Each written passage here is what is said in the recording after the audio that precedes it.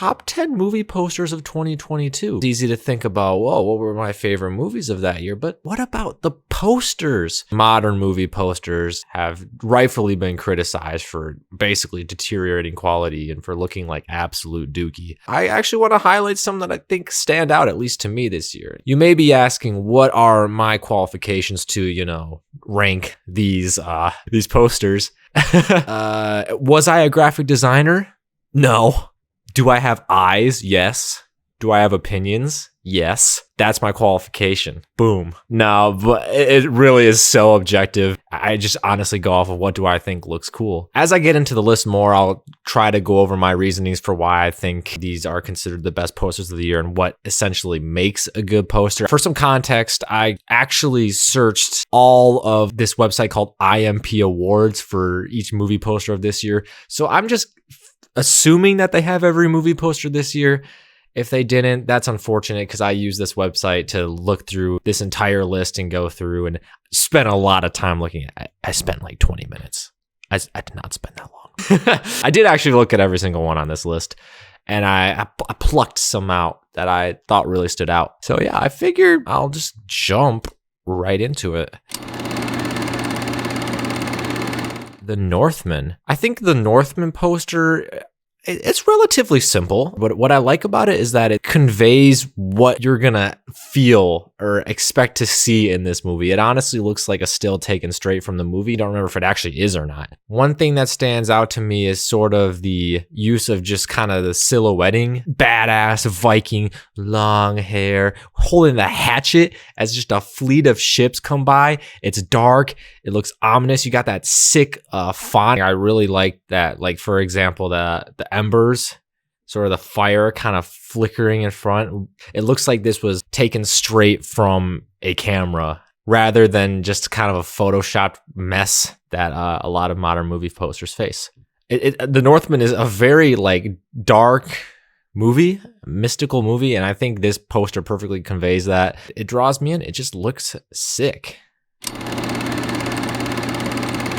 Thor, Love and Thunder. I think this is notable because, to be honest, a lot of Marvel movie posters are just absolute fucking dog shit. So, I really want to give credit to Thor, Love and Thunder because this is a really fun poster. Looking at it, it's not bloated with faces of actors like most Marvel posters. I mean, infamously, I think the Avengers Infinity War poster where they just stuff as many people as possible onto a screen. And I feel like I don't actually get a sense of a movie rather than just like, oh, these are all the characters. If it was just Thanos standing on that moon planet, pulling that thing down and that was the poster, I'd be like, that's insane. But it's not.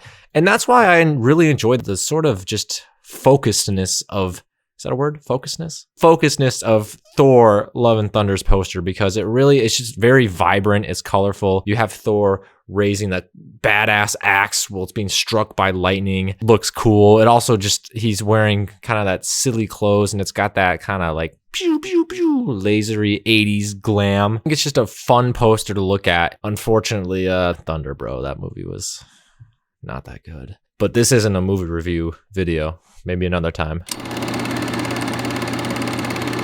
Scream. This might be a little controversial maybe to some people to be on this list. Pretty generic poster. It really captures that kind of 80s horror movie vibe. The coloring is sort of red, white, and blue with the moon itself is kind of giving off that blue tint and hue, and the blood from, he's killing people, so he's red and the blood's dripping. You get the red and blue kind of gives that police siren feel, like he's being hunted by the police, and we got Scream out killing people. It's fun. I like the art style. It's got that sort of film grainy look. And the poster itself, how it's designed, it almost looks like it's been folded like a piece of paper itself. It's very pleasing to the eye.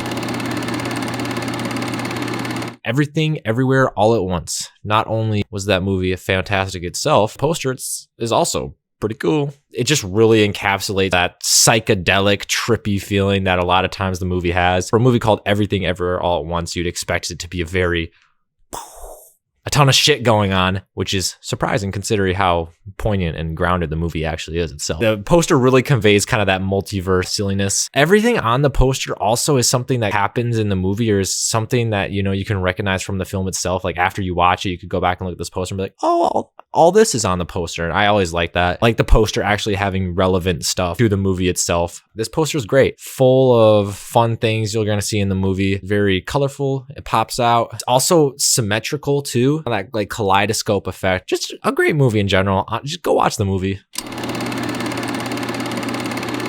Number 6, I have a movie called I Love My Dad, which I actually haven't seen myself. This one particularly stood out to me just because I think it conveys a lot without being too obvious, I guess. It's subtle, but you can connect a lot from it. The first one being just kind of this fish hook on this gentleman here in the middle while he's sort of engrossed in whatever's on his phone, and the likes popping in hearts. I'm guessing like Instagram likes and kind of social media in general is popping out in his face. But the idea that someone's trying to pull this kid away while he's so distracted by something else. The framing of it's really well done. Pleasing poster to the eye. I like posters that give you little details to maybe connect the plot for yourself, or to at least jog your brain and say, what could this possibly be about? Because that's ultimately what pulls me in the most for posters, is seeing it and going, that's intriguing. Whether it just be how it looks visually or what it's showing to convey the type of story it's going to tell. This poster does a great job doing this, and I might check out this movie.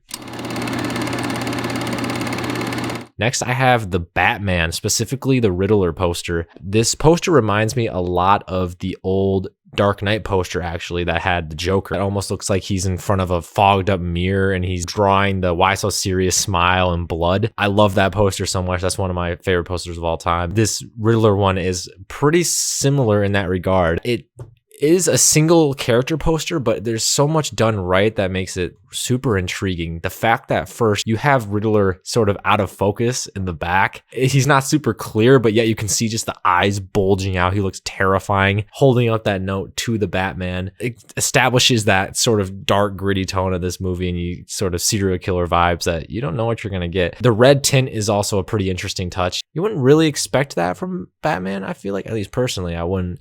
But the red tint is very ominous and scary, but it really adds to that vibe that they were going for with this new Batman movie. Well, I also like the details of how sort of smudged like the dark areas on the poster are, almost like the Joker one. It looks like it's scuffed up. It looks like as if maybe the camera lens itself was scuffed. This is a perfect example of a poster that's just super engrossing, and it really makes you want to watch what's going to happen. But that's number 5. I got some more juicy ones for you guys here. Next up, I have Men.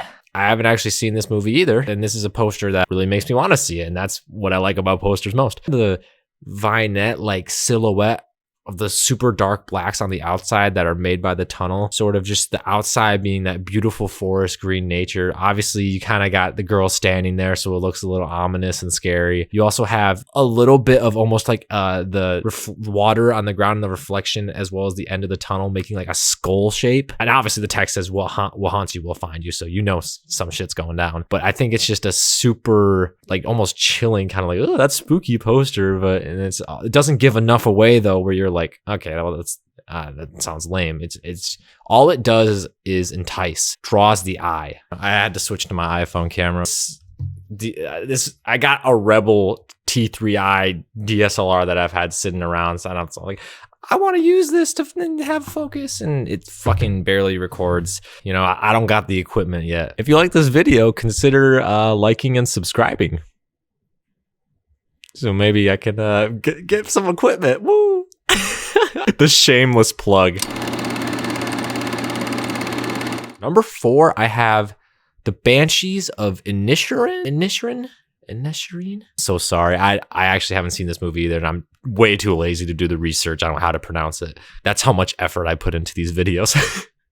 Surface level, this poster looks very normal, but I think what this poster does especially well that most posters don't is subtlety, allowing the person viewing it to kind of use their own damn brain for once. I think, first of all, what you're getting is beautiful landscape. Choice of colors for the font is tasteful, but the biggest draw of this poster is definitely the storytelling that it conveys through the single image it has.